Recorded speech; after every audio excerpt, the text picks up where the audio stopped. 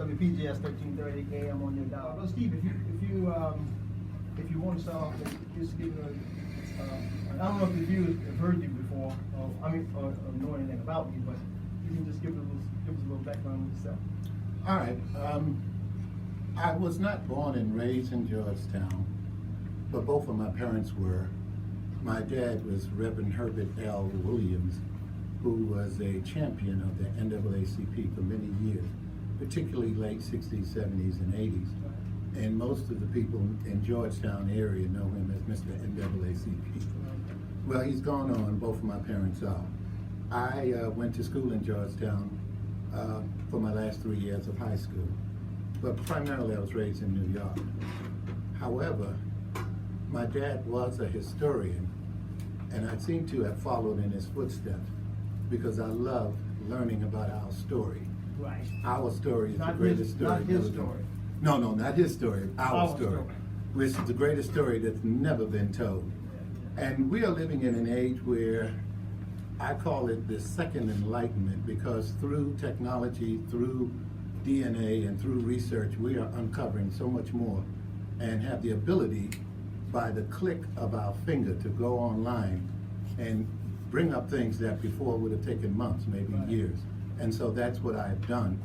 I've written several books, historical books, but my latest project is probably my greatest project because it talks about a relationship between Harriet Tubman and Georgetown. This was not common knowledge prior to just a few years ago. So I was happy through the grace of God to bring this to light.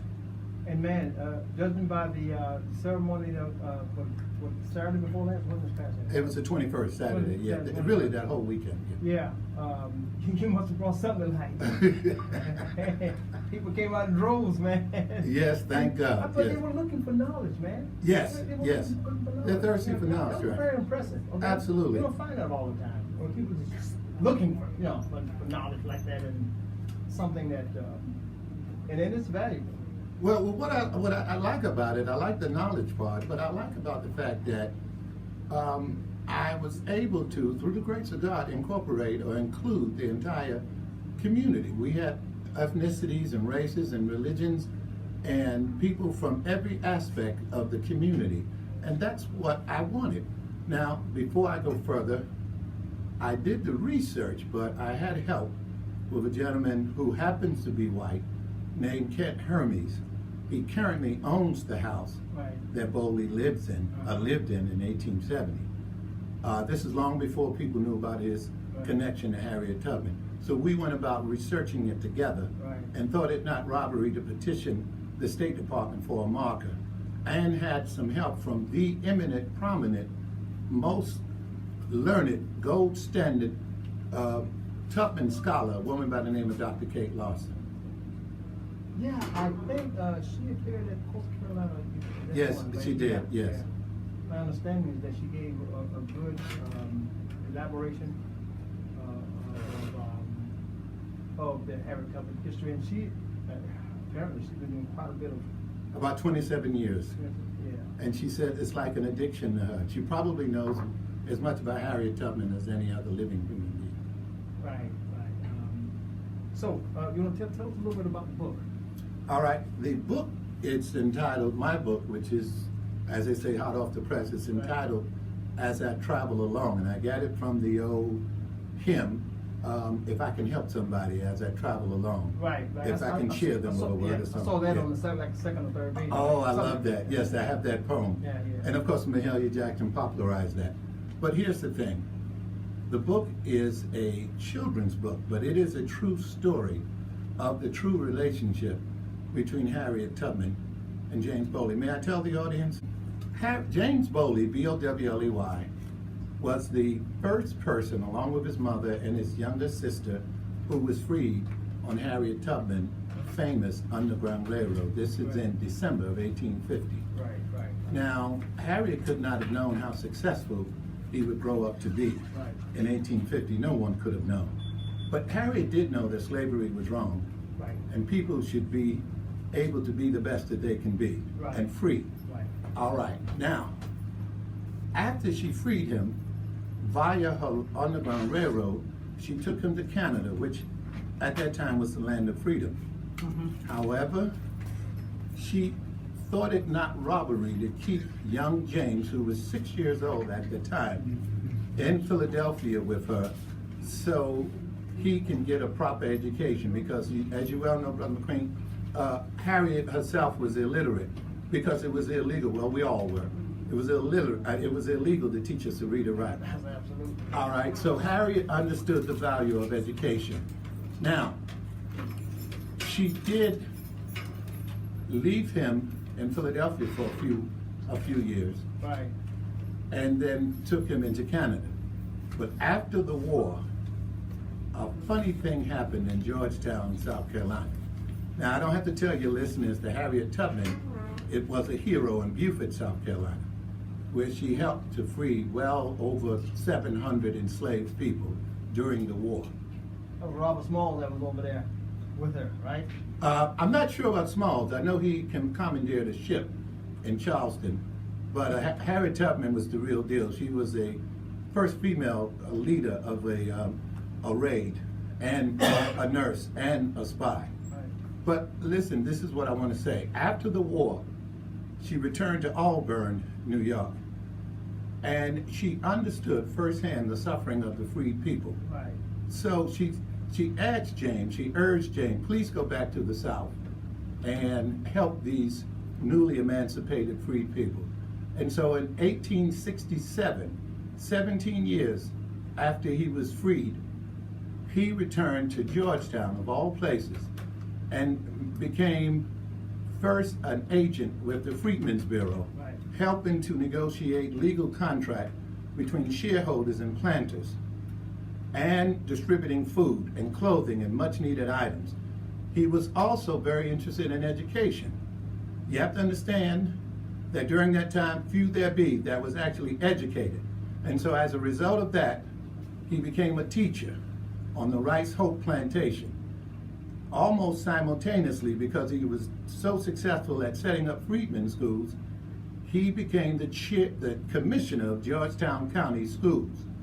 As commissioner, he had to ensure that there was supplies and books and money and things for his students. Right. Well, the government at that time had very little money. What did he do? He reached out to his famous, well, she wasn't famous at the time, but he reached out to Harriet Tubman in 1868, and Harriet knew just what to do. She got together with her big friends, as we say in our community, influential friends, and they started with something called Freedmen Fairs, where people were able to donate books, supply, clothing, food for Georgetown. Let's stop with Georgetown. Just 1 second. We're gonna need to go to commercial, and we're gonna come right back. Okay? All right. Again, and, I appreciate the reception that you gave, and again, we congratulate you on that fantastic ceremony. And I was impressed with the diversity of people. Yes. Okay. Yes. And the number of people. Mm-hmm. Okay. Absolutely. And, Yeah. and it was right in the middle, smack in the middle of the street. And it was hot. I'm like out there, I said, wow. I said, this man doesn't care. He's a campus. Well, tail right in the street. Well, we had a tent for the dignitaries, so if you weren't under the tent, then, I'm just messing with you. Yeah, so we're gonna have a complete follow-up with this in the magazine, right?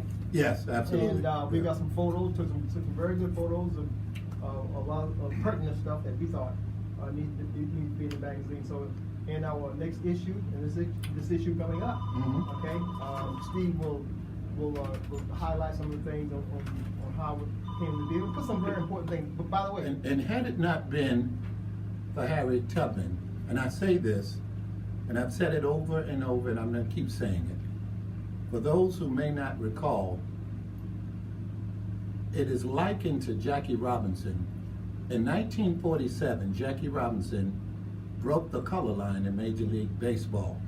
But what perhaps is less known is that he carried the weight of an entire race on his shoulder, and many other races and ethnicities. He was under tremendous amount of pressure. Now, he delivered, okay? And had he not delivered, Can you imagine those who would have said that blacks were not ready for the big leagues? All right, fast forward, no, go backward to 1868 and had James Bowley and Joseph Haynes Rainey and all of these great so-called radical Republicans, which was predominantly black, had they not stepped up to the plate and helped the newly freed people, it would have embraced or had the opportunity for people to continue to say that blacks are intellectually not fit to govern. But I'm telling you that James Bowley and Joseph Haynes Rainey and Robert Anderson and many, many others literally put this state and this country back on its feet after the Civil War. And that is one of the stories, Brother McQueen, that has never been told. Right. But we're telling it now because they called them everything but a child of God. Yeah. Said they were savages, illiterate monkeys, and they had no business being in the charge of our government. It's like Malcolm said, first they bust your kneecaps, then they complain because you're crippled and you can't walk up. But as Dr. King says, as a man, stand up straight, nobody could ride your back. When we got the opportunity, we showed up and showed out. And this history needs to be told. Now, that does not take away from anybody else's history, but it talks, and our children are the one that needs to know this. Bowley, who was born in slavery, was a lawyer, a commissioner, a trustee that literally opened up the doors to South Carolina University when it was closed to us. And he was a probate judge, and he was a newspaper publisher. He did all of these things in a short period of time. But it wasn't until the other day, Tina, that we recognized this, because I even didn't know it. My daddy never told me about it. So I'm saying, if you live now, whether you are a historian or not, if you dig and if you're interested, you can find out things about your history other than 23andMe and all these other stuff that people take to find out their ancestors, and finding out that their ancestors come from all over and they contributed. That's all I'm saying. Even before we were emancipated, because I did not know this, but I found out through Dr. Lawson that James Bowley's father, John Bowley, who was a free black man, along with his brothers, were shipbuilders. They had their own business. We were carpenters. There were many things, even during the antebellum period, that we were gifted at, but we never got credit for it. All right, so this is just a continuation of it. Now, you talk about intellect. Harriet Tubman was considered a genius by many. Right, so you say, how is that possible? She never went to school. Well, she understood she can read the sky. She could read the wilderness. And she was able, the stars, and she was able to survive. Now, she was not just only one who liberated or enslaved people, she was a scout. And she did not get to Beaufort by accident. The governor of the state of Massachusetts sent her down there to help out. And she was also a nurse. She knew how to go into the wilderness and find the right herbs. You talk about tea for the fever. She knew how to do that. If you've ever seen the sight of Niagara Falls, you would turn back. Harriet Tubman was only 5 feet, and as she traveled through the water, you're talking about wade in the water, she said, look, it only comes up to my shoulders. You big old 6-foot men, you can come on. Now she wasn't gonna let them go backwards, so they had no other choice. But Harriet Tubman, once God said it, that's all she needed, and she said, we're going forward. March on, you soldiers. Brother, did you bring a copy of the book? I did. No, you're the one that you wrote. This is my latest book. Oh, okay, yeah, yes. right. Okay. I'll hold it up so I the will. video, so the people in the video can see. Christina, you don't need to see that. You've seen it already. You probably have the copy. There you go. No, the Soul said it's on YouTube as well. It'll be on YouTube and our website. YouTube and our website. But you can easily go to our website, what you're on right now, and you'll see a video replay of this, okay? To our viewers, when you get ready to see it, I'm holding up a copy right now. It's called As I Travel Alone, Story of Harriet Tubman and James Bowley, in English and Gullah. Let me give you a little narrative of this. What happens is that, how this book is laid out is that it begins with the humble beginnings of Harriet Tubman, how she began. and at the top it's in English. We call it English, right? English. Yeah. But the bottom is Gullah, and that exists on each page, accompanied with narrative. With graphics. Beautiful graphics. Yeah, beautiful graphics, and somebody did a good job here, man. I don't know who it was. The brother's name Dennison, Alan Dennison, local artist. Oh, Yeah. man, an artist, man, I tell you. And this is to our listeners. Tina, you've seen it already. But again, at the top, it has all the English of captivating, the journey of Harriet Tubman. And then at the bottom, it's in Gullah. I'm gonna give you a sample of what one's. Can I? Sure, You think I can talk about it a little bit? Well, you What do probably think? do it better than I. First page says, Harriet Tubman. When Harriet Tubman escaped from slavery in 1849, she was happy to be free, but then came the bitter drop in her cup of joy. "Quote unquote, I was free," she said, "but there was no one to welcome me to the land of freedom. My home was down in Maryland. My father, my mother, my brothers and sisters were there. But shouldn't they be free too? I will go get them and bring them here." Now, what I just said, I'm going to repeat that in Gullah. All right. Remember now, just let me refresh it a little bit. Start off by saying, when Harriet Tubman escaped from slavery in 1849, blah, blah, blah. Here at Gullah it says, when Harriet Tubman escaped from slavery in 1849, she been happy for be free. But then comes the bitter drought in a couple of boy. I've been free, but ain't nobody been there for welcome me to the land of the old freedom. My home be down in Maryland. My father, my mother, my brother, my sister be back there. But ain't them shelter being free like me? I want to get them and bring them here. Spoken like a real Geechee. Good job. Brother McQueen, let me put a plug in for her, because she's widely known. Reverend Gloria Barr Ford, who is a writer, a columnist, a poet, a playwright, all of the above, and a bag of grits.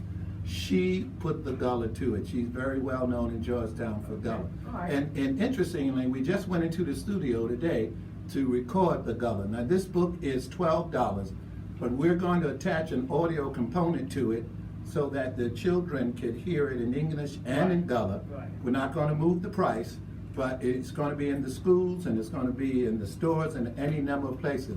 Tina was telling me to put it into the museums up north where Harriet Tubman's museums are. So we're going to do that. With God willing and God's grace, it's on the move. These were Gullah Geechee people. You seldom see that in the book. But anybody from this southeast region, be it Georgetown or Beaufort, speaks Gullah Geechee. Now Harriet was not born and raised there, so how did she communicate? That's why I said she was pretty doggone smart. Or smart, as they say. You're listening to the Whittemore Community Magazine Hour. Power Boy, it's been something today. Brother Steve, all right? Thank you. It's been something today, and it just... Should I give them my phone number? Or Yes, is it oh too late? yeah. Could you, Brother Steve is gonna give you a number that if you need to contact him. Whenever you're ready. Yeah, go ahead. All right, if you need to contact me, I live in Georgetown. You can email me at 424steve@gmail.com. 424steve@gmail.com. Or you may call me at 864 area code 346-0749. That's 864-346-0749. I will have a new shipment of books tomorrow, so call me and let's talk. Right. Want to have you back again? Anytime, it'll be my Anytime. pleasure. Thank you. You're listening to the Whittemore Community Magazine Hour Power right here on WPGS 13.